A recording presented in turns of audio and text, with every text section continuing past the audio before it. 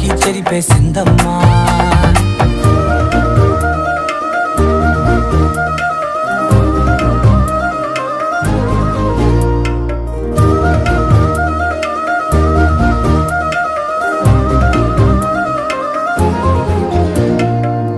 ఏకాంతాలన్నీ ఏకాంతం లేక ఏకరువే పెట్టాయే ఏకంగా. సంతోషాలన్నీ సెలవన్నది లేక మనతోనే కొలువయ్యే మొత్తంగా. స్వాగతాలు లేని ఒంట్లో ఉండలేక విరహం కనుమరుగయ్యే మనతో వేగలేక. కష్టం నష్టం అనే సొంత వాళ్ళు రాక కన్నీరొంటరాయే నిలువ నీడలేక.